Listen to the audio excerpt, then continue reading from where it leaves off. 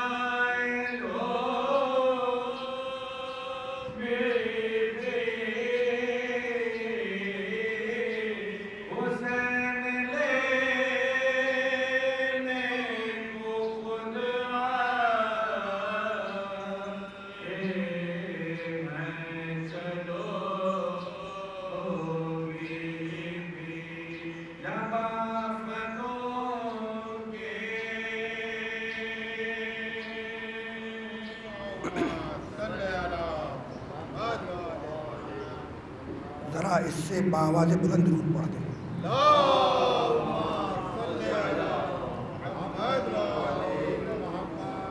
یہ دوسری دفعہ درود میں نے اس لیے پڑھوایا کہ پہلی دفعہ جواب بہت ہلکا دیا تھا آپ نے. درود ہے کیا؟ اللہم صلی علی محمد و آل محمد. معنی کیا ہے؟ پروردگار رحمت نازل کر کس پر؟ محمد اور آل محمد پر. تو وہ جو خود رحمت للعالمین ہو وہ کیا آپ کی درود کا محتاج ہوگا؟ محتاج تو نہیں ہے. تو پھر بات کیا ہے؟ بات یہ کہ ایک حوض ہے، بالٹی، تالاب، اس میں پانی فل ہے. جب آپ اوپر سے اس میں ایک جگ یا ایک بالٹی پانی ڈالیں گے تو ہوگا کیا؟ وہ چھلک کر آپ کے اوپر آئے گا. تو آل محمد کا رحمت کا پیمانہ فل ہے پیمانہ. جب آپ درود بھیجتے ہیں تو وہ رحمت چھلک کر آپ پر آتی ہے.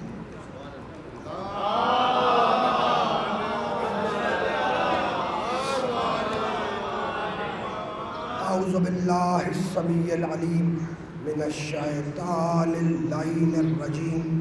بسم اللہ الرحمن الرحیم. الحمد للہ الملک الحق المبین المتصاغر لعظمتہ جبابرۃ الطاغین المتخاضع لکبریائہ عتاۃ المتمردین المعترف بربوبیتہ سائر الخلق اجمعین. والصلاۃ والسلام والتحیۃ والاکرام علی اشرف النبیین وخاتم المرسلین سیدنا و مولانا ابی القاسم محمد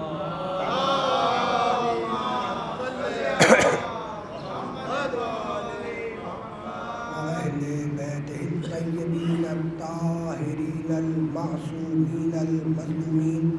اما بعد فقد قال اللہ سبحانہ وتعالی فی محکم کتابہ المبین. بسم اللہ الرحمن الرحیم. ادعو الی سبیل ربک بالحکمت والموعظۃ الحسنہ وجادلہم باللتی ہی احسن. ان ربک هو اعلم بمن ضل عن سبیلہ وهو اعلم بالمهتدین. صلوات.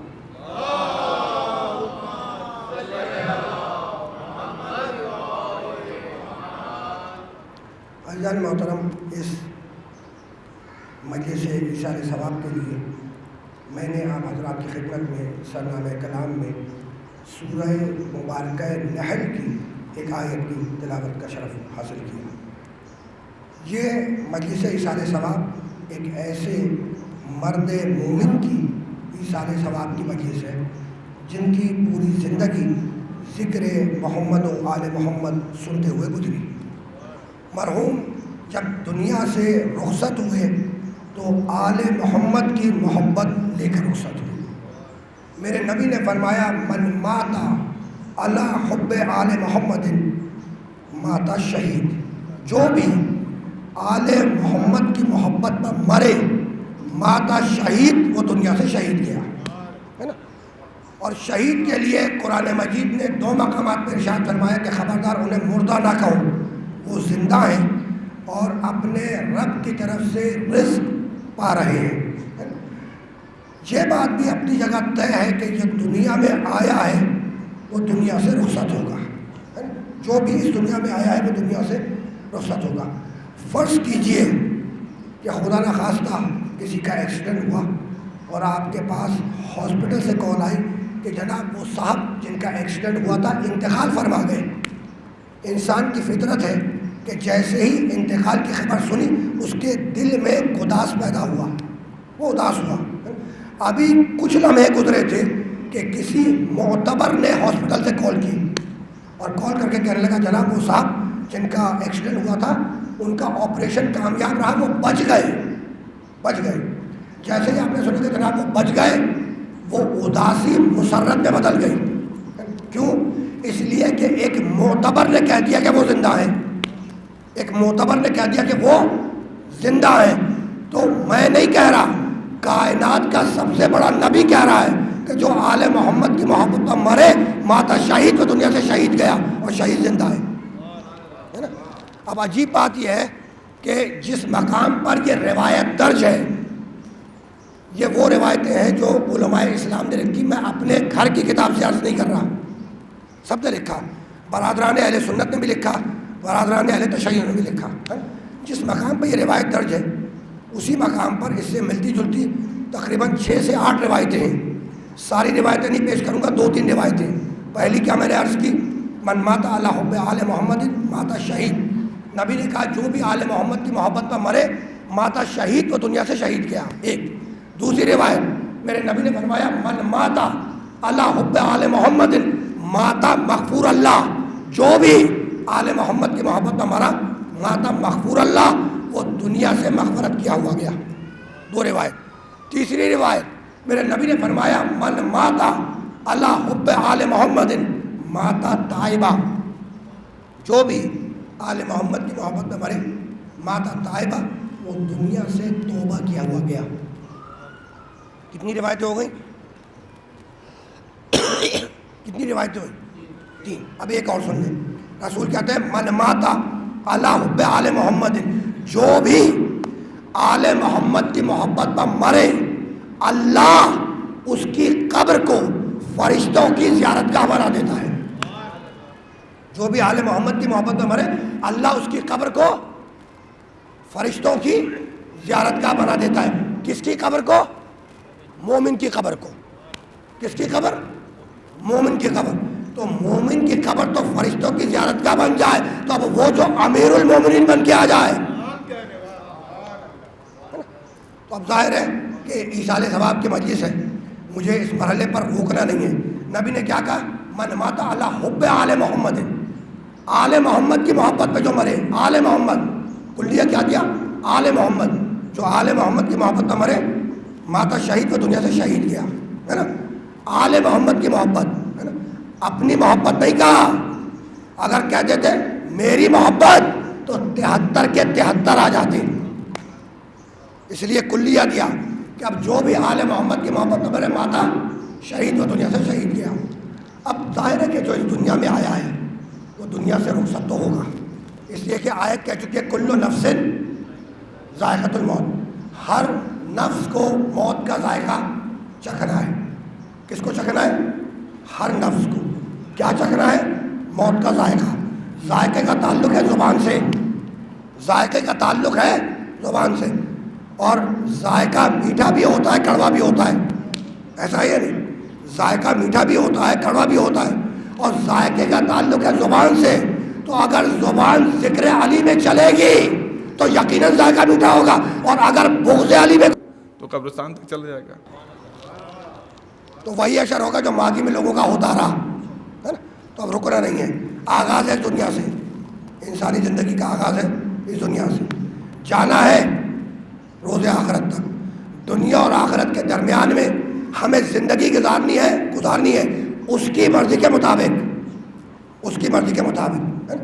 مجھے اور آپ کو زندگی گزارنی ہے اللہ کی مرضی کے مطابق. دنیا سے آغاز ہے، آخرت تک جانا ہے، اور اس کی مرضی کے مطابق اس درمیانی وقت میں زندگی گزارنی ہے. اچھا، تو اب گزارنی ہے زندگی اس کی مرضی کے مطابق، تو وہ آیا اپنی مرضی بتلانے کے لیے آپ کے پاس؟ نہیں آیا. نہیں آیا نا. اس لیے کہ اگر وہ براہ راست آپ تک آ جائے تو پھر وہ نہ رہے ہے نا. تو وہ تو براہ راست آیا نہیں مرضی بتلانے. دوسری صورت یہ ہے کہ آپ اس تک چلے جائیں مرضی معلوم کرنے. تو اگر چلے گئے تو واپسی کا کوئی امکان تو ہے نہیں. اس لیے کہ نہ اپنی مرضی سے آئے ہو نہ اپنی مرضی سے جاؤ گے. بھیجے تو آنا ہے، بلائے تو جانا ہے. ایسا ہے یا نہیں؟ تو وہ براہ راست آپ تک نہیں آتا مرضی بتلانے. اس لیے کہ وہ اگر براہ راست آ جائے تو پھر وہ نہ رہے. تم اگر براہ راست اس تک چلے جاؤ تو پھر تم نہ رہو. تو اس کا مطلب یہ ہے کہ درمیان میں کسی ایسے وسیلے کی ضرورت ہے جو ادھر سے پیغام لے اور ادھر دے.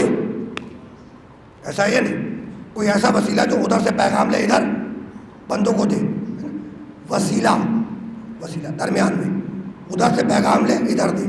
تو اب ادھر سے پیغام لینے کے لیے ادھر جیسا ہونا ضروری ہے اور ادھر پیغام دینے کے لیے ادھر جیسا ہونا ضروری ہے. تو اس میں قصور کسی کا نہیں ہے, یہ اپنے اپنے زاویہ نگاہ کی بات ہے کہ جس نے ادھر سے دیکھا محمد کو نوری کہا اور جس نے ادھر سے دیکھا اپنے جیسا بشر سمجھ دیا. تو اب کائنات کے اس سب سے بڑے وسیلے کا نام ہے محمد ابن عبداللہ, عبداللہ کا بیٹا, آمنہ کا لال, فاطمہ کا بابا, علی کا بھائی, حسنین کا نانا, ابو طالب کا بھتیجا.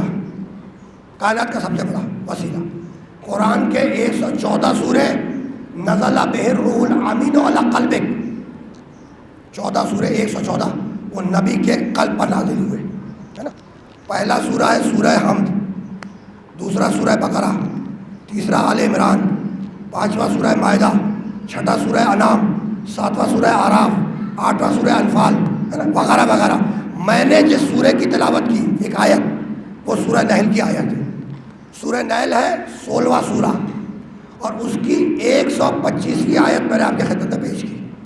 16واں سورہ 125ویں آیت. پروردگار عالم اس آیت مبارکہ میں اپنے حبیب کو تبلیغ کے طریقے بیان کرتے ہوئے ارشاد فرما رہا ہے کہ ادعو الی سبیل ربک, میرے حبیب لوگوں کو اللہ کی سبیل کی طرف, اللہ کے راستے کی طرف دعوت دو, پکارو.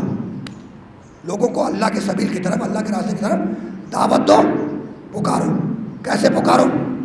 بالحکمت, حکمت کے ذریعے, والموعظۃ الحسنہ, اور اچھی نصیحت والی باتوں کے ذریعے. حکمت کے ذریعے لوگوں کو اسلام کی دعوت دو اور موعظہ حسنہ کے ذریعے لوگوں کو اسلام کی طرف بلاؤ. وجادلہم باللتی ہی احسن, اور حبیب اگر کوئی جدال پر آمادہ ہو جائے, بحث پر, تکرار پر, مباحثے پر, تو حبیب اس طریقے سے بحث کرو جو بحث کا بہترین طریقہ ہے نا. جادلہم باللتی ہی احسن, احسن کے معنی بہترین, اس طریقے سے بحث کرو جو بحث کا بہترین طریقہ ہے. ان ربک هو اعلم بمن ضل عن سبیلہ, اور حبیب تمہارا اللہ بہت اچھے طریقے سے جانتا ہے کہ کون اس کے راستے سے ہٹ گیا. وَهُوَ أَعْلَمُ بِالْمُهْتَدِينَ, اور انہیں بھی خوب پہچانتا ہے جو اس کے راستے کی طرف ہدایت پا گئے. یعنی راستے سے ہٹے ہوئے لوگ کون ہیں انہیں بھی پہچانتا ہے, اور وہ لوگ جو صراط مستقیم کی طرف ہدایت پا گئے انہیں بھی خوب جانتا ہے نا. تو اب حبیب لوگوں کو دعوت دو, پکارو, اس کا بھی کام کی تبلیغ کرو, لوگوں کو پکارو, دعوت دو. کیسے؟ حکمت کے ذریعے اور موعظہ حسنہ کے ذریعے. حکمت کے معنی کسی چیز کی گہرائی تک پہنچا دینا. حکمت کے معنی کیا ہے؟ کسی چیز کی, کسی بات کی گہرائی تک پہنچا دینا. جب حکمت کے ذریعے بات ہوگی, حکمت کے ذریعے, تو اس کا مطلب یہ ہے کہ انسان کو کسی بات کی گہرائی تک پہنچا دینا, اس کا نام ہے حکمت. تو حکمت کے ذریعے اسلام کی دعوت دو اور موعظہ حسنہ اچھی نصیحت والی باتوں کے ذریعے. وَجَادِلْهُم بِالَّتِی ہِیَ احسن, اور حبیب اگر کوئی جدال پر آمادہ ہو جائے, بحث پر, تو اس طریقے سے بحث کرو جو بحث کا بہترین طریقہ ہے. آواز دھیمی ہو, لہجے میں مٹھاس ہو, پیار محبت کی فضا ہو. جادلہم باللتی ہی احسن, میرے محمد جدال کر احسن طریقے سے, ہے نا. جب بھی دنیا میں کوئی نبی آیا, کوئی ہادی آیا ہدایت کرنے کے لیے, تو اس کے مقابلے پر 3 ہی طرح کے لوگ آئے. نبی جب بھی آیا ہدایت کرنے کے لیے تو اس کے مقابلے پر 3 طرح کے لوگ آئے. یا وہ تھے جو دین کو سمجھنا چاہتے تھے, ہے نا, جاننا چاہتے تھے کہ یہ نبوت ہے کیا, یہ نبی جو دین لایا ہے وہ ہے کیا. یعنی سنجیدہ لوگوں کا گروہ جو اس دین کو سمجھنا چاہتا تھا, جاننا چاہتا تھا, ایک گروہ. دوسرا گروہ ان لوگوں کا تھا کہ بھائی اس نبی کو نہ مانے تو نقصان کیا ہے, اور اگر مان لے تو فائدہ کیا ہے نا. ایک گروہ فائدے اور نقصان کی بنیاد پر اس دین کو پرکھنا چاہتا تھا. 2 گروہ ہو گئے, ہے نا. تیسرا گروہ دانشوروں کا گروہ, پڑھے لکھے لوگوں کا گروہ, جو بات بات پر بحث پر آمادہ ہو جاتے ہیں، تکرار پہ آمادہ ہو جاتے ہیں، مباحثے پہ آمادہ ہو جاتے ہیں، تو ہر نبی کے سامنے تین ہی طرح کے لوگ آئے، تین طرح کے. یا وہ تھے جو دین کو سمجھنا چاہتے تھے، یا وہ تھے جو فائدہ اور نقصان جاننا چاہتے تھے، یا وہ تھے جو بحث پر آمادہ ہو جاتے تھے، ہے نا. تو حبیب اگر کوئی دین سمجھنے کے لیے آ جائے تو حکمت کے ذریعے دین سمجھا دے. اگر کوئی فائدہ اور نقصان جاننے کے لیے آ جائے تو مواعظہ حسنہ اچھی نصیحت کے ذریعے سمجھا دے. اور حبیب اگر کوئی بحث کے لیے آ جائے تو اس طریقے سے بحث کر جو بحث کا بہترین طریقہ ہو، آواز دھیمی ہو، لہجے میں مٹھاس ہو، پیار محبت کی فضا ہو، ہے نا. تو وہ اسلام جو بحث میں جھگڑے کو پسند نہ کرے، وہ تلوار کے زور پر کلمہ کیوں پڑھوائے گا؟ یہیں سے سمجھ میں آ گیا کہ اللہ کا اسلام اور ہے، اصلاحوں کا اسلام اور ہے.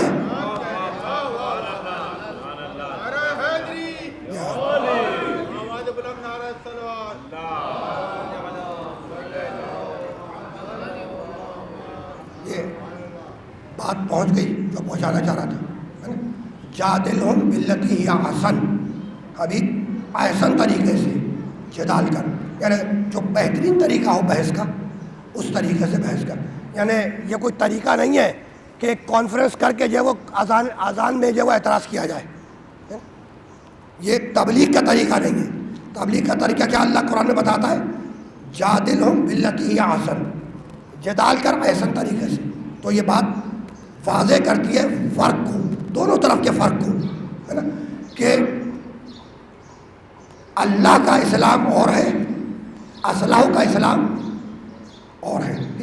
دیکھیے اسلام، یہ دین اسلام، مذہب اسلام اتنا انسانیت دوست مذہب ہے اور انسانیت کو دوست رکھنے والا مذہب ہے کہ ابھی بچہ بطن مادر میں ہے، بچہ ماں کے پیٹ میں ابھی پیدا نہیں ہوا، بطن مادر میں ہے، احترام کرو، اسی لیے اسقاط حمل حرام ہے. آپ دیکھیے کہ کہاں سے اللہ نے احترام انسانیت کا آغاز کیا. احترام انسانیت کے احترام کا آغاز کہاں سے کیا، سکھلایا کہاں سے؟ ابھی بچہ ماں کے پیٹ پہ ہے، بطن مادر میں ہے، احترام کرو، اسی لیے ابورشن، اسقاط حمل حرام ہے. اچھا تو یہ پیٹ کے بچے کا احترام ہم کیوں کروا رہے ہیں؟ پیٹ کے بچے کا احترام ہم کیوں کروا رہے ہیں؟ اس لیے کروا رہے ہیں کہ یہ آنے والا تمہارا مستقبل ہے. اسلام بتلا رہا ہے کہ پیٹ کے بچے کا احترام کرو. کیوں؟ اس لیے کہ یہ آنے والا تمہارا مستقبل ہے. اچھا دنیا میں آ گیا، پلا بڑھا، جوان ہوا، بوڑھا ہوا، مر گیا، اٹھا کر پھینک دو؟ کہا کہ نہیں، اسے غسل دو، کفن پہناؤ، اس کا جنازہ کا تیار کرو، اس کی نماز جنازہ پڑھو، اور پھر کندھوں کو اٹھا کر احترام کے ساتھ اسے دفن کر دو. کیوں؟ اس لیے کہ وہ تمہارا مستقبل تھا، یہ تمہارا ماضی ہے. وہ تمہارا مستقبل تھا، یہ تمہارا ماضی ہے. آنے والا تمہارا مستقبل ہے، جانے والا تمہارا ماضی ہے، اور تم حال میں ہو، تم حال میں ہو. تو اگر ماضی کے احترام کے عادی ہوگے اور مستقبل کے احترام کے عادی بن جاؤ گے تو تم حال کا تو یقیناً احترام کرو گے. یہ وہ مرحلہ تھا جہاں پہ اسلام نے احترام انسانیت سکھلائی کہ جو آئے اس کا بھی احترام کرو، جو جائے اس کا بھی احترام کرو، اور خود احترام کے ساتھ رہو. لیکن اس کے برعکس ہم نے خون انسانی کی ارزانی دیکھی، خون مسلم کی ارزانی، خون انسانی کی ارزانی ہم نے دیکھی، ہے نا. بھائی کون سا ایسا ملک ہے اور شہر ہے جہاں پر انسانوں کا بہتا ہوا خون آپ کی نگاہوں کے سامنے نہ ہو، ہے نا. اور آپ تو ملک سے باہر بھی وقت صرف کر کے آئے ہیں، ہے نا. مشاہدہ ہوگا آپ کا، اس گلوب کے اوپر کوئی ایسی زمین ہے جہاں پہ انسانوں کا بہتا ہوا خون آپ کی نگاہوں کے سامنے نہ ہو، ہے نا. کیا انسان دوسرے انسان سے دست و گریباں نہیں ہے؟ کیا انسان دوسرے انسان کے خون کا پیاسا نہیں ہے نا. بھائی یہی تو سمجھانا چاہ رہا ہوں کہ یہ انسان سورج کے ساتھ زندگی گزار سکتا ہے، چاند کے ساتھ زندگی گزار سکتا ہے، ستاروں کے ساتھ زندگی گزار سکتا ہے، درختوں کے ساتھ زندگی گزار سکتا ہے. حد تو یہ ہے کہ جانوروں کے ساتھ زندگی گزار سکتا ہے، لیکن یہ انسان اپنے جیسے انسان کے ساتھ زندگی گزارنے پہ تیار نہیں ہے۔ یہ فلسفہ سمجھ میں آیا ہے نا؟ تو یہ جھگڑا ہوا کہاں؟ یہ جھگڑا ہوا کہاں؟ تو جھگڑا ہوا پروردگار نے کہا کہ اسے سجدہ کر، پروردگار نے کہا کہ آدم کو سجدہ کر، ہے نا؟ ابلیس نے کہا کہ یہ انسان مٹی ہے، مٹی کو سجدہ نہیں کروں گا۔ پروردگار نے کہا اس میں میری روح ہے، پروردگار نے کہا کہ اس میں میری، انسان میں میری روح ہے نا؟ ابلیس نے کہا کہ انسان مٹی ہے، تو اب جو مٹی سمجھے گا وہ قاتل ہوگا اور جو روح کو سمجھے گا وہ مقتول ہوگا۔ یہ فلسفہ ہے حیات انسانی کے حوالے سے، حیات انسانی کے حوالے سے۔ اب عجیب بات یہ ہے، آدم کو سجدہ کروایا، ابلیس سے کہا کہ اسے سجدہ کر، ابلیس نے سجدے سے انکار کیا، کر دیا انکار، کہنے لگا مالک انا خیر منہ، آیت ہے قرآن کی، انا خیر منہ، میں اس آدم سے افضل ہوں۔ کیوں افضل ہے؟ اس لیے افضل ہوں کہ خلقتنی من نار و خلقتہ من طین، مالک تو نے مجھے آگ سے بنایا، آدم کو مٹی سے بنایا، تو آگ سے بنا ہوں، مٹی سے افضل ہوں، مٹی کو سجدہ نہیں کروں گا، ہے نا؟ یہ جو آدم مٹی سے بن رہا ہے اس کی خلافت کو تسلیم نہیں کروں گا، ہے نا؟ بھائی ابلیس ہے، شیطان ہے، مگر اتنا جانتا ہے کہ افضل کے ہوتے ہوئے کمتر کی خلافت تسلیم نہیں کی جاتی، یعنی اتنا شعور رکھتا ہے، کہہ رہے ہیں نا میں افضل ہوں اور آدم کمتر ہے، میں آگ سے بنا ہوں، آدم مٹی سے بنے، آگ سے بنا ہوں، مٹی کو سجدہ نہیں کروں گا، ہے نا؟ آرگومنٹ یہی ہے کہ آگ سے بنا ہوں، مٹی کو سجدہ نہیں کروں گا۔ بہت توجہ رکھیے گا بھائی، کمال ہے، آیت نے بتلایا، ابلیس کہہ رہا ہے میں آگ سے بنا ہوں، آدم مٹی سے، تو آگ سے بنا ہوں، مٹی کو سجدہ نہیں کروں گا۔ آیت نے بتلا دیا کہ ابلیس کو مٹی سے الرجی ہے، ابلیس کو مٹی سے الرجی ہے نا؟ اصل میں مسئلہ یہ ہو رہا ہے کہ اس پہ بولنے سے جو ہے نا میرا گلا دکھ رہا ہے، اس لیے میں نے اس کو نیچے کیا ہے۔ اتنی زیادہ یعنی دقت ہو رہی ہے کہ یہ آواز کو پبلک تک بھیجنے کے بجائے وہ آواز کو سک کر رہا ہے، تو اسی لیے مجھے وامٹ ٹائپ کی محسوس ہونے لگی، اس لیے میں تھوڑا سا فاصلہ کر لیا کہ اتنا خطرناک مائک ہے کہ بولنے میں دقت ہو رہی ہے۔ بغیر مائک کے میں بہتر بول رہا ہوں، بھائی آواز آ رہی ہے، پیچھے نہیں آ رہی، بہتر آ رہی ہے۔ اب یہاں پہ بول رہا ہوں تو مجھے اپنی آواز سمجھ میں نہیں آ رہی، یہ مسئلہ تو ہے نا؟ اور یہ بھی ہے، یعنی اس مسئلے کے اوپر ایک مسئلہ یہ بھی ہے کہ ہمارے اور آپ کے درمیان یہ مائک وسیلہ ہے، ابھی وسیلہ بیان کر کے گیا ہوں نا، ہمارے اور آپ کے درمیان یہ مائک وسیلہ ہے نا؟ وسیلہ خراب ہو گیا، یہ وسیلہ خراب ہو گیا، پیغام آپ تک ٹھیک سے نہ پہنچ سکا، ہے نا؟ تو اس کا مطلب یہ ہے کہ پیغام کی طلب یہ ہے، ڈیمانڈ یہ ہے کہ اس کے کام آنے والا وسیلہ بے عیب ہو۔ تو اب جنہیں اللہ اپنے پیغامات کا وسیلہ بنائے، کیا وہ تم جیسے ہوں گے؟ بس اب رکنا نہیں ہے اس مرحلے پر، ہے نا؟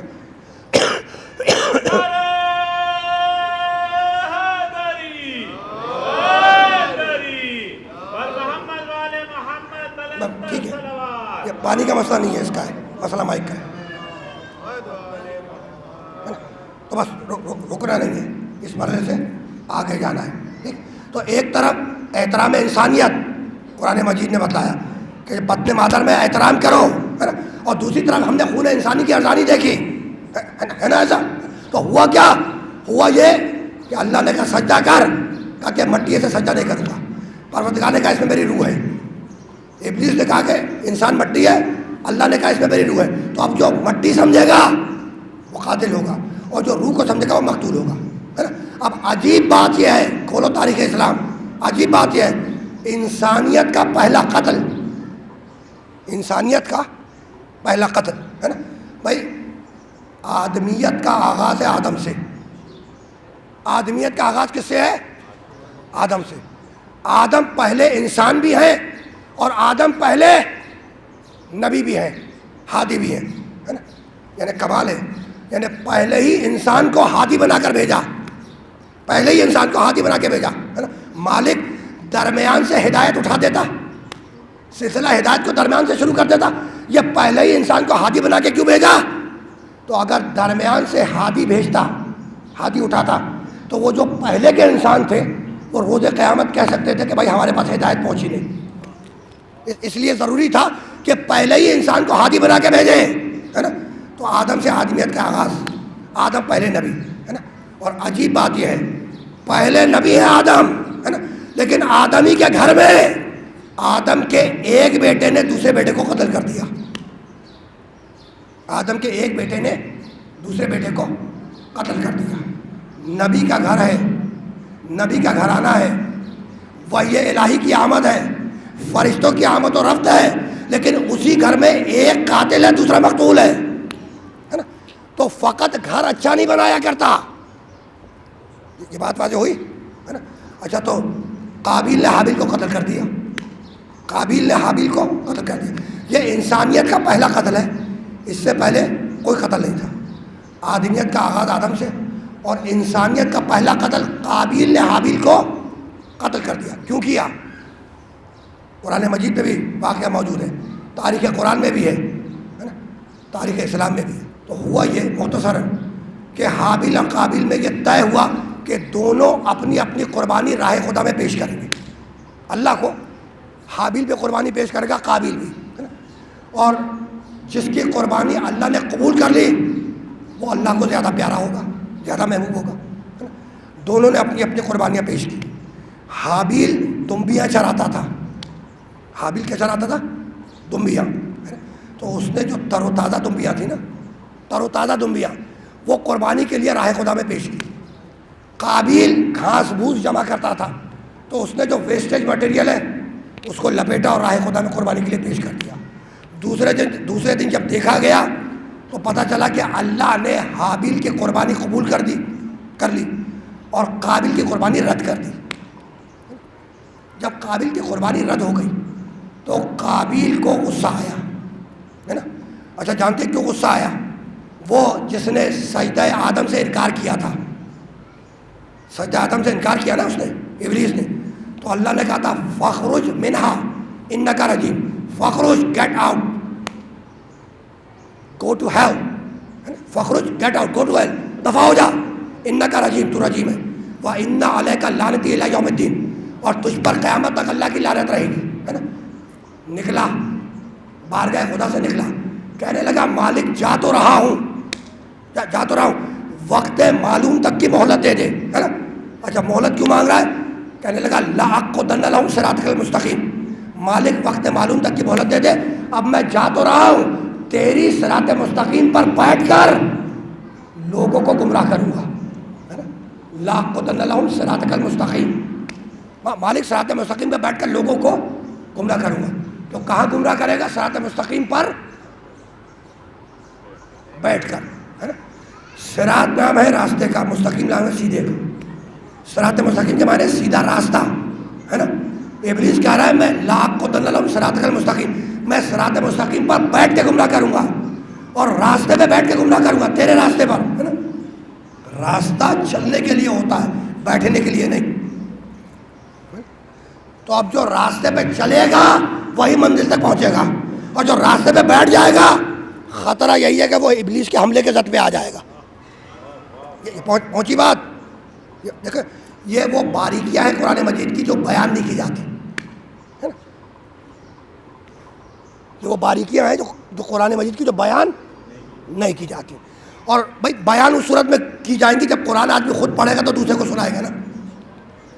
جب پڑھنے کا وقت ہی نہیں ہے لوگوں کے پاس تو سنائیں گے کیا؟ یہ بھی تو مسئلہ ہے نا. اور یہ مسئلہ کیا المیہ ہے، اس لیے کہ کائنات کی سب سے بڑی کتاب ہے قرآن مجید، ہے نا. اور اللہ قرآن مجید کے لیے کہتا ہے سورہ نحل میں، بسم اللہ الرحمن الرحیم، وَيَوْمَ نَبْعَثُ فِي كُلِّ أُمَّةٍ شَهِيدًا عَلَيْهِمْ مِنْ أَنفُسِهِمْ وَجِئْنَا بِكَ شَهِيدًا عَلَىٰ هَٰؤُلَاءِ وَنَزَّلْنَا عَلَيْكَ الْكِتَابَ تِبْيَانًا لِكُلِّ شَيْءٍ وَهُدًى وَرَحْمَةً وَبُشْرَىٰ لِلْمُسْلِمِينَ. حبیب نزلنا علیک الکتاب، حبیب ہم نے اس کتاب کو تیرے اوپر نازل کیا، تبیانا لکل شیء، اور ہم نے ہر شے کا کھلا کھلا بیان اس کتاب میں رکھ دیا. تو کائنات کا سارا علم ہے قرآن مجید میں، ہے نا. تو اگر قرآن پڑھ کے آدمی ڈیلیور کرے گا باتیں تو یقیناً مسائل حل ہوں گے، اور کب ہوں گے. بس رکنا نہیں ہے، اس مرحلے سے آگے جانا ہے، اس کے استدلال کو مجھے مکمل کرنا ہے. ٹھیک، دونوں نے اپنی اپنی قربانیاں پیش کی. وہ کہہ کے نکلا تھا کہ مالک جا تو رہا ہوں، میں جا رہا ہوں، لیکن لاقودن لہم صراطک المستقیم، تیرے صراط مستقیم پر بیٹھ کر لوگوں کو گمراہ کروں گا. نبی کے گھر میں داخل ہو گیا، ابلیس نبی کے گھر میں داخل ہو گیا ہے نا، اور آ کر قابیل سے کہنے لگا کہ اللہ نے حابیل کی قربانی قبول کر لی، تمہاری قربانی رد کر دی. تو اس کا مطلب یہ ہے کہ نگاہ خدا میں اللہ کو حابیل پیارا ہے، تم پیارے نہیں ہو، ہے نا. یہ بات قابیل کے سمجھ میں آئی، ہے نا.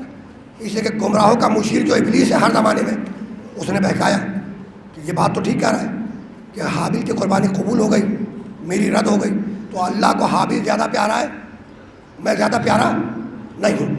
تو حابیل زیادہ پیارا ہے، میں زیادہ پیارا نہیں ہوں. ٹھیک، تو قابیل کو غصہ آیا اللہ پر غصہ آیا کہ اللہ کو حابیل پیارا ہے، میں پیارا نہیں ہوں، ہے نا. تو غصہ کس پر آیا؟ اللہ پر. تو اب اللہ ملے تو اللہ سے جھگڑا کرے نا، اللہ ملا نہیں، اللہ والے کو قتل کر دیا. تو مزاج ابلیسیت سمجھ میں آئی کہ اگر جھگڑا اللہ سے ہو اور اللہ نہ ملے تو اللہ والوں کو خود ذبح کر دو. یہ جو بم دھماکے ہو رہے ہیں سمجھ میں آ رہے ہیں دائیں بائیں ملکوں میں جو ہوتے ہیں، فلسفہ اس کے پیچھے یہی ہے. اور اگر ابھی بھی بات واضح نہیں ہوئی تو ذرا سا اور آسان کر دو. زمانہ آگے بڑھا، میرے نبی کا زمانہ آیا. نبی نے، ہمارے نبی، آخری نبی نے پہلا پیغام دیا کوہ فاران سے، فاران کی چوٹی سے. کیا کہا؟ قولوا لا الہ الا اللہ تفلحوا. کوہ فاران سے، فاران کی چوٹی تک کھڑے ہو کر رسول نے کیا کہا؟ قولوا لا الہ الا اللہ تفلحوا. بھائی لا الہ الا اللہ کہہ دو، فلاح پیدا ہوگی. کیا کہہ دو؟ لا الہ الا اللہ، اللہ کی توحید کا اقرار کر دو، لا الہ الا اللہ کہہ دو، میں گارنٹی دیتا ہوں کہ تم فلاح پا جاؤ گے. تو جیسے ہی نبی نے اللہ کی توحید کا اعلان کیا تو لوگوں کو غصہ آیا اللہ پر، اللہ کی توحید پر، ہے نا. تو اللہ ملے تو جھگڑا کرے، اللہ ملا نہیں، محمد کو قتل کرنے کے لیے آ گئے، ہے نا. بھائی اللہ ملا نہیں، محمد کو قتل کرنے کے لیے آ گئے. محمد کی حفاظت پر علی کھڑا تھا، محمد کو قتل نہ کر سکے، علی سے لڑنے آ گئے. علی کی ذوالفقار کے سامنے رک نہ سکے، حسین سے لڑنے آ گئے. حسین کو مٹا نہ سکے، آج تک ہم سے لڑ رہے ہیں.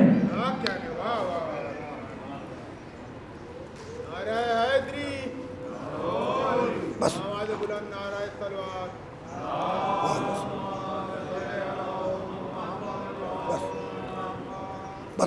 رکنا نہیں ہے اس مرحلے پر، اس مرحلے سے گفتگو کو آگے جانا ہے. ادعو الی سبیل ربک، ادعو رسول پکارو، دعوت دو اللہ کے سبیل کی طرف، اللہ کے راستے کی طرف، ہے نا. تو یہ اللہ کے راستے کی ضرورت کیا تھی؟ اللہ کی سبیل کی، اللہ کے راستے کی ضرورت کیا ہے نا سوال. تو بات یہ ہے کہ یہ انسان ضرورتوں کا مجموعہ ہے. انسان کیا ہے؟ ضرورتوں کا مجموعہ ہے. میں مثال دے دوں، مولود پیدا ہونے والا دنیا میں آیا انسان، ہے نا. اب آ گیا دنیا میں، ضرورتیں ساتھ لے کر آیا. کھانے کی ضرورت، پینے کی ضرورت، سونے کی ضرورت، جاگنے کی ضرورت، نوکری کی ضرورت، شریک حیات کی ضرورت، اولاد کی ضرورت. تو یہ انسان ضرورتوں کا مجموعہ ہے. مولود پیدا ہونے والا دنیا میں آیا اور اپنے ساتھ ضرورتیں لے کر آیا، پلا بڑا، جوان ہوا. جب اس کی شادی ہوئی تو زوجہ کے آنے کے بعد، کفو کہتے ہیں، کفو کے معنی شریک حیات، زوجہ کے آنے کے بعد، کفو کے آنے کے بعد انسان کی ضرورتیں اور بڑھ گئی، ہے نا. اور جو شادی شدہ افراد ہیں وہ مجھ کو بہتر سمجھ پائیں گے جو اس جملے کو جو میں بیان کر رہا ہوں، ہے نا. بھائی ایک تو انسان خود ضرورتوں کا مجموعہ، دنیا میں آیا، ضرورتیں لے کر آیا، کھانے کی ضرورت، پینے کی ضرورت وغیرہ وغیرہ. پلا بڑا، جوان ہوا، شادی ہوئی. جب شادی ہوئی تو کفو کے آنے کے بعد، بیوی کے آنے کے بعد ضرورتیں انسان کی اور بڑھ گئی، ہے نا. اور ادھر بچہ پیدا ہوا، ضرورتوں کا ایک لامتناہی سلسلہ شروع ہو گیا. جب تک بچے تب تک ضرورتیں، ہے نا. تو جتنی بھی ضرورتیں پائی جاتی ہیں دنیا میں وہ کل 3 رشتوں سے، 3 آپ مشاہدہ کر کے دیکھیے گا. اور مسلم سوسائٹی کی بات نہیں ہو رہی، گلوبل ہیومن سوسائٹی، انسانی معاشرے کی بات، دنیا میں جتنی بھی ضرورتیں پائی جاتی ہیں، جو انسان کے ساتھ ضرورتیں جڑی ہوئی ہیں، وہ کل 3 رشتوں سے، 3: ولدیت پیدا ہونا، والدیت پیدا کرنا، کفویت شریک حیات کا منتخب کرنا، زندگی میں بیوی کا آنا، شریک حیات کا آنا۔ تو اب جتنی بھی ضرورتیں ہیں انسان کے ساتھ وہ انہی 3 رشتوں سے ہیں، 3 رشتے: ولدیت پیدا ہونا، والدیت پیدا کرنا، کفویت شریک حیات کو منتخب کرنا۔ یہی ہے نا؟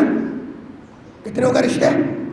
3: ولدیت، والدیت، کفویت۔ اب اللہ سمجھ میں آیا، لم یلد ولم یولد ولم یکن لہ کفوا احد۔ یہ بات سمجھ میں آ گئی؟ ڈی ایس پی صاحب آپ کے یہ بات پہنچی نہیں پہنچی ہے؟ آسان ہو گئی۔ انسان کی ضرورتیں جتنی بھی ہیں دنیا میں وہ کل 3 رشتوں سے ہیں: ولدیت پیدا ہونا، والدیت پیدا کرنا، اور کفویت شریک حیات کو منتخب کرنا۔ کفو کہتے ہیں زوجہ کو، وائف کو، ہے نا؟ تو جتنی بھی ضرورتیں ہیں وہ انہی 3 رشتوں سے ہیں: ولدیت، والدیت، کفویت۔ اور اللہ کیا ہے؟ لم یلد ولم یولد ولم یکن لہ کفوا احد، ہے نا؟ تو جب اس کے ساتھ یہ رشتے ہی نہیں ہیں تو پھر اسے کسی چیز کی ضرورت ہی نہیں ہے۔ بھائی جتنی بھی ضرورت ہے انہی رشتوں سے ہے نا، اور وہ ہے لم یلد ولم یولد۔ تو جب اس کے ساتھ رشتے ہی نہیں ہیں تو اسے کسی چیز کی ضرورت نہیں ہے۔ اب سمجھ میں آیا؟ اللہ الصمد، وہ بے نیاز ہے، اللہ بے نیاز ہے نا؟ تو اب وہ ہے لم یلد ولم یولد، اس کے ساتھ یہ رشتے نہیں ہیں، ولدیت، والدیت، کفویت کی جتنی ضرورتیں انہی رشتوں سے، اور وہ ہے لم یلد ولم یولد۔ تو جب اس کے ساتھ رشتے نہیں ہیں تو اسے کسی چیز کی ضرورت نہیں ہے نا؟ اسے پانی کی ضرورت نہیں ہے، اسے پیاس نہیں لگتی، اسے کھانے کی ضرورت نہیں ہے اس لیے کہ بھوک نہیں لگتی، ہے نا؟ اسے نیند کی ضرورت نہیں ہے، لا تأخذہ سنۃ ولا نوم، نہ وہ سوتا ہے نہ وہ اونگتا ہے نا؟ تو نہ اسے پانی کی ضرورت، نہ کھانے کی ضرورت، نہ نیند کی ضرورت۔ اسے پیاس کا تجربہ نہیں ہے، اسے پانی کی ضرورت نہیں ہے، اسے پیاس کا تجربہ نہیں ہے، اسے کھانے کی ضرورت نہیں ہے، اسے بھوک کا تجربہ نہیں ہے نا؟ اسے نیند کا تجربہ نہیں ہے، اسے نہیں معلوم کہ صبح کی 2 رکعت نماز پڑھنے کے لیے نیند چھوڑ کر اٹھنا پڑتا ہے، اسے نہیں معلوم، اس لیے کہ اسے نیند کا تجربہ ہی نہیں ہے۔ بھائی ایک ملحد جو اللہ کو نہیں مانتا وہ اعتراض تو کر سکتا ہے نا، وہ اعتراض تو کر سکتا ہے نا کہ بھائی وہ سوتا نہیں ہے، اونگتا نہیں ہے، اسے نیند کا تجربہ نہیں۔ اسے کیا معلوم کہ صبح کی 2 رکعت نماز کے لیے نیند چھوڑ کے اٹھنا پڑتا ہے نا؟ اسے پیاس کا تجربہ نہیں، اسے کیا معلوم کہ دن بھر روزہ رکھنے کے بعد پیاس کی کیا کیفیت ہوتی ہے، اسے پیاس کا تجربہ نہیں، اسے بھوک کا تجربہ نہیں، اسے نہیں معلوم کہ ماہ رمضان میں دن بھر بھوکا رہ کر روزہ رکھنے میں بھوک کی کیا کیفیت ہوتی ہے۔ تو نہ اسے بھوک کا تجربہ، نہ اسے پیاس کا تجربہ، نہ اسے نیند کا تجربہ، ہے نا؟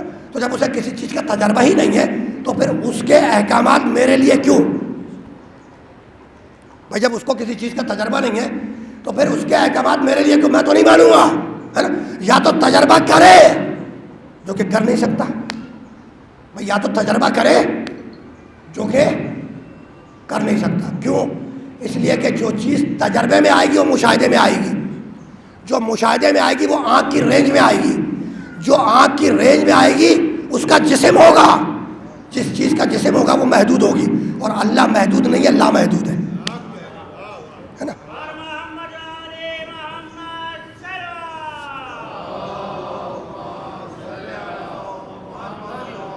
علی رضا صاحب بات پہنچ رہی ہے نا؟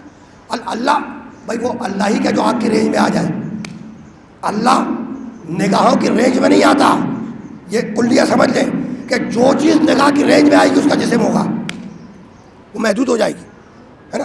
جس چیز کا جسم ہوگا اس کی حدیں ہوں گی نا، ماس ہوگا، والیوم ہوگا، ڈیپتھ ہوگی نہیں ہوگی؟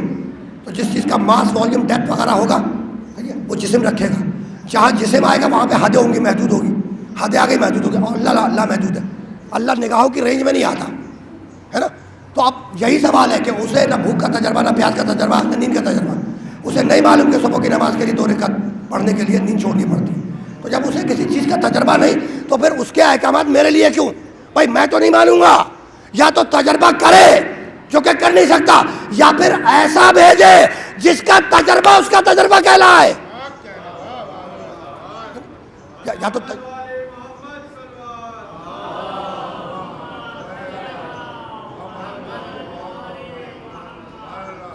تجربہ کرے یا پھر ایسا بھیجے جس کا تجربہ اس کا تجربہ کہلائے. یہی سبب ہے کہ قرآن مجید میں آواز دی بسم اللہ الرحمن الرحیم وما رمیتا اذ رمیتا ولکن اللہ رما. میرے حبیب یہ کنکریاں تو نے نہیں پھینکی، میں نے پھینکی. بھائی پتھر پھینکے محمد اور اللہ کہا کہ حبیب یہ پتھر تو نے نہیں پھینکے، میں نے پھینکے، ہے نا. یہ عمل رسول کے حوالے سے ایک آیت ہے، عمل رسول ہے نا. اور اب قول رسول سورہ والنجم 53واں سورہ قرآن مجید کا کہنے لگا بسم اللہ الرحمن الرحیم وما ینطق عن الہوی ان ہوا الا وحی یوحی. محمد اپنی خواہش سے نہیں بولتا، جب بولتا ہے تو وحی الہی بولتا ہے نا. وما ینطق عن الہوی ان ہوا الا وحی یوحی. یہ محمد اپنی خواہش سے کچھ نہیں کہتا، جو کہتا ہے وہ وحی الہی ہے نا. یعنی بولے محمد اللہ کہے میں بولا، بولے محمد اللہ کہے میں بولا. اب رک جاؤ یہاں پر. اگر آپ سے کوئی سوال کرے کہ بتلائیے کہ انسان کی تعریف کیا ہے، انسان، تو آپ کیا کہیں گے؟ دو جملوں میں انسان کی تعریف بیان کرنی ہو تو کیا کہیں گے؟ بھائی یہی کہیں گے نا کہ انسان یا قول ہے یا عمل ہے. انسان یا قول ہے یا عمل ہے. قول ہے کچھ کہتا ہے، عمل ہے کچھ کرتا ہے، تیسری کوئی چیز نہیں ہے. انسان یا کچھ کہے گا یا کرے گا، یا قول ہے یا عمل ہے، تیسری کوئی چیز نہیں ہے نا. قول کے لیے کہا کہ محمد جو کہتا ہے وہ وحی الہی، محمد جو کہتا ہے وہ وحی الہی، یعنی محمد کی زبان اللہ کی زبان ہے نا. عمل کے لیے کہا کہ محمد جو کرتا ہے وہ محمد نے کیا، میں نے کیا. میں یہی تو سمجھانا چاہ رہا ہوں. پتھر پھینکے محمد اللہ کا، میں نے پھینکے. محمد کے ہاتھ اللہ کے ہاتھ. بولے محمد اللہ کا، میں بولا. محمد کی زبان اللہ کی زبان. تو محمد کے عمل پہ بھی وحی الہی کی مہر، محمد کے قول پہ بھی وحی الہی کی مہر ہے نا. تو جس کے عمل اور قول دونوں پر وحی الہی کی مہر ہو تو پھر اس کی زندگی میں ہذیان و نسیان کہاں سے آ جائے گا؟ سوچنے والی بات ہے نا. اس لیے کہ لوگوں نے کتابوں میں لکھا ہے کہ نعوذ باللہ نبی کو ہذیان ہو گیا تھا، بھولنے کی عادت پڑ گئی تھی. تو جس کے قول اور عمل، دیکھو انسان یا قول ہے یا عمل، پورا انسان یہی ہے نا، یا کچھ کہتا ہے یا کچھ کرتا ہے. نبی کے قول و عمل دونوں پر وحی الہی کی مہر ہے. تو جس کی پوری زندگی وحی الہی کے درمیان میں ہو، مطابق ہو، اس کی زندگی میں ہذیان نسیان یہ تو ممکن نہیں ہے. ٹھیک. تو اب پتھر پھینکے محمد اللہ کا ہے، محمد نے نہیں پھینکے، میں نے پھینکے. محمد کے ہاتھ اللہ کے ہاتھ. بولے محمد اللہ کا ہے، محمد نہیں بولا، میں بولا. محمد کی زبان اللہ کی زبان. تو محمد کے ہاتھ اللہ کے ہاتھ، محمد کی زبان اللہ کی زبان. پروردگار ان ہاتھوں سے اور اس زبان سے کام کیا لینا تھا؟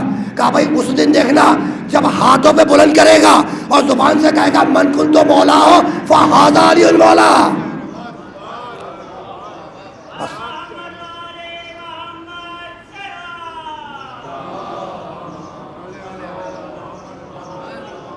گفتگو اس مرحلے پر اختتام پذیر ہو گئی.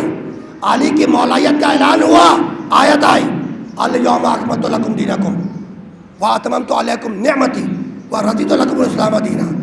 آج کے دن دین کامل ہوا، آج کے دن نعمت تمام ہوئی، اور آج کے دن اللہ تمہارے دین اسلام سے راضی ہو گیا، راضی ہو گیا. کل تک لا الہ الا اللہ تھا، دین کامل نہیں تھا. محمد رسول اللہ تھا، دین کامل نہیں تھا. نمازیں تھیں، دین کامل نہیں تھا. روزہ تھا، دین کامل نہیں تھا. زکوٰۃ تھی، دین کامل نہیں تھا. جہاد تھا، دین کامل نہیں تھا.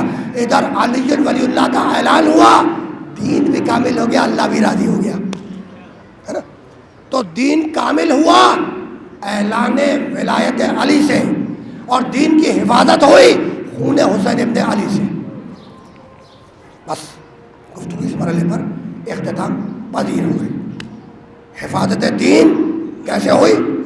حسین ابن علی کے خون سے، ہے نا. اور حسین اکیلے نہیں نکلے، پورے پورے گھرانے کو ساتھ لے کر نکلے. جب نانا کے دین پر وقت آیا, جب دین محمد کا وقت آیا تو اکیلے نہیں نکلے, ماں بہنوں کو لے کر نکلے. اور عصر عاشور کے بعد جب حسین شہید ہو گئے تو حسین کی شہادت کے بعد سیدانیوں کے سروں سے چادریں کھینچی گئی, ان کے ہاتھوں میں رسیاں باندھی گئی, انہیں قیدی بنا کے دیار بدیار پھرایا گیا. اور جب کوفے اور شام کے بازاروں سے اور راستوں سے قافلے گزرے آل محمد کا, تو خاموشی کے ساتھ نہیں گزرا گیا.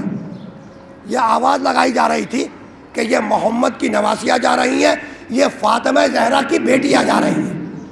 گفتگو تمام ہو گئی ہے نا. قافلہ شہر دمشق کے قریب پہنچا. شہر دمشق کے قریب قافلے کو روک لیا گیا. محمد کی نواسیوں کو درخت کی چھاؤں کے نیچے بیٹھنے کی اجازت دی گئی ہے نا. سید سجاد قریب پہ کھڑے ہوئے تھے, ہاتھوں میں ہتھکڑیاں, پاؤں میں بیڑیاں ہے نا. بیویاں درخت کی چھاؤں کے نیچے بیٹھی ہیں. اور اب مقتل لکھتا ہے کہ حسین کا سر جو نو کے نیزہ پہ بلند تھا اسے درخت کے اوپر آویزہ کر دیا گیا, لٹکا دیا گیا, اور اس درخت کے نیچے بیویاں تشریف فرما تھی. اور جس جگہ پر سر حسین کو آویزہ کیا گیا, لٹکایا گیا, اس کے نیچے حسین کی بیٹی سکینہ کھڑی تھی.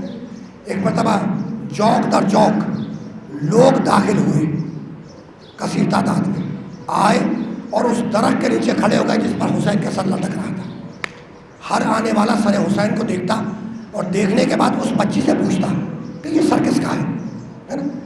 جس نے بھی سکینہ سے سوال کیا کہ یہ سر کس کا ہے, تو وہ اپنے سر کو بلند کر کے کہتی کہ یہ میرا بابا حسین کا سر ہے, یہ میرے بابا حسین ابن علی کا سر ہے نا. اتنے میں اس مجمع میں سے ایک بوڑھا نکل کے سامنے آیا جس کے پیٹھ پہ کبڑ تھا. اس کے پیٹھ کے اوپر اس کا بیٹا بیٹھا ہوا تھا. بیٹے نے سر حسین کی طرف اشارہ کیا اور اپنے باپ سے کہا کہ یہ سر کس کا ہے.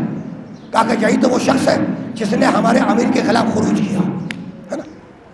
اس کو قتل کیا گیا, اس کے سر کو آویزہ کیا گیا درخت میں, اور یہ اسی کے خاندان کی عورتیں جنہیں قیدی بنا کے بٹھالا گیا ہے. بس یہ سننا تھا کہ وہ بچہ پھسل کر نیچے آیا, اس نے پتھر اٹھایا اور پھینکا سر حسین کی طرف. ادھر پتھر چلا میرے حسین کے سر کی طرف, ادھر زینب کی نگاہ پڑی, پکار کے بیویوں سے کہنے لگی کہ اب یہ امت دعا کے قابل نہیں ہے, میں بد دعا کروں گی, تم سب ہاتھوں کو بلند کر کے آمین کہنا. زینب نے ہاتھوں کو بلند کیا, ابھی بد دعا کی نہیں تھی, کرنے جا رہی تھی کہ ایک مرتبہ زینب کے کانوں میں زنجیروں کی آواز سنائی دی. اب جب مڑ کے دیکھا تو دیکھا سید سجاد پہلو میں کھڑے ہیں اور کہہ رہے پھوپھی اماں بد دعا کرنے سے پہلے ذرا بابا کے سر کو تو دیکھ لے. اب جو زینب نے سر حسین میں نگاہ کی تو دیکھا حسین کی پیشانی سے خون جاری ہے, اور حسین کہہ رہے بہن زینب یہ میرے نانا کی امت ہے, اس کے لیے بد دعا نہ کرنا.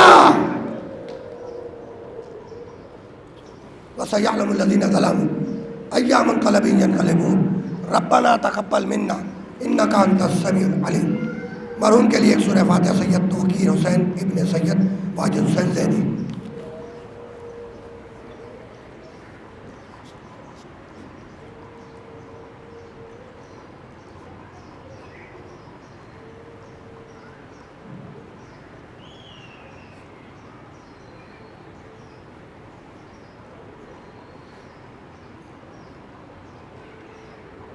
پروردگار مرحوم کی مغفرت فرما, مالک محمد و آل محمد کے صدقے میں مرحوم کی درجات بلند فرما.